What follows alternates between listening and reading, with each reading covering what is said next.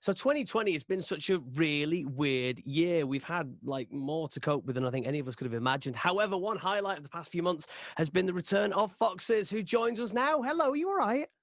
Hello. Yeah, I'm very well, thank you. How are you? Yeah, I'm all right. I see you're nursing the mug of tea. It's got a real autumnal feel outside. You need a brew at this time of year, don't Oh God, love a brew. Love a brew. you?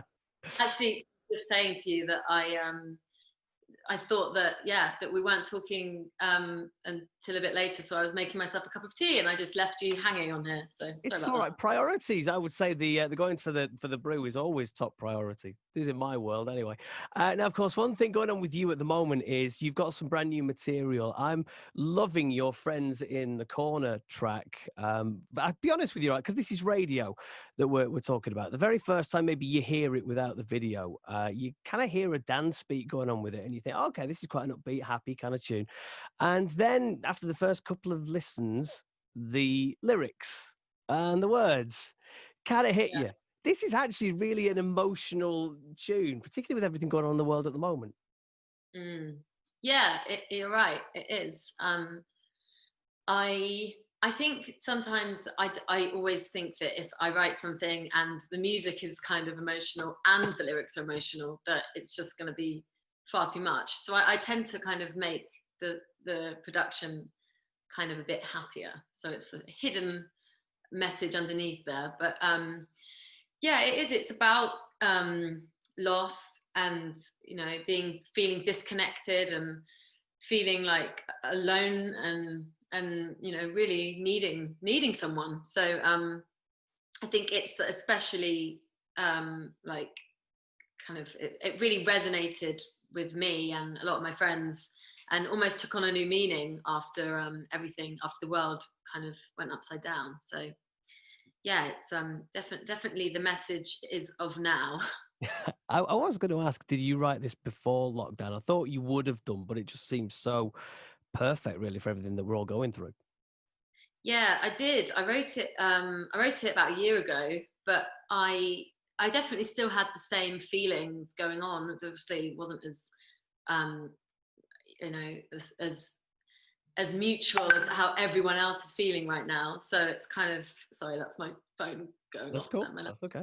Um, um, yeah, I wrote it about a lot of the same things, and I felt that my friends and I were kind of, as we were growing older, we were kind of feeling, a bit more kind of vulnerable, and we were all in our own corners of kind of just lots of different feelings, and we needed each other. And I think it for me is like it was a bit of a cry for help at the time, and so yeah, it's definitely as much as it was written a year ago, it took on a new feeling for me as of recently. So What about with the video? I mean, within the video, you appear as a tattoo artist shortly, but it's actually kind of a story of others, and you need to put some kind of warning at the beginning of the video because I don't know if I was feeling particularly emotionally vulnerable or something before I watched it, but I'm like, wow. I mean, that's a powerful video you've got for it.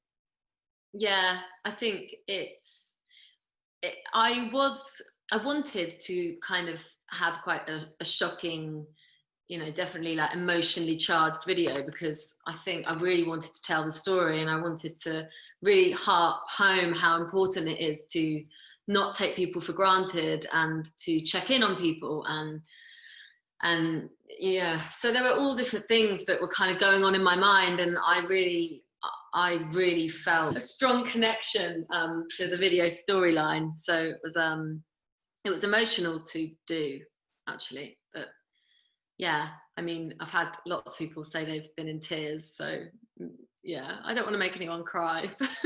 Hopefully, maybe it makes people though have that feeling that they want to call the person they love straight up, and people they love. So Yeah, no, that's it really does. I mean, it kind of hits some things home, I guess. And I mean, I loved the video, but yeah, I suppose I wasn't quite prepared for where it was going to take me. But I really like that. And of course, this is the third track from your new album. We've also got to talk of the fact, if you will, that you've had quite a busy time since 2012. I mean, you've won a Grammy, which is an amazing achievement. You've had two albums previous. You've now got this one. You've toured.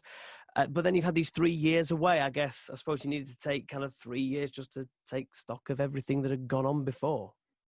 Yeah, I think it's nice when someone says that, because I think definitely felt guilty for taking like a bit of time away, and I knew there were consequences that would come with it, that would be, you know, people.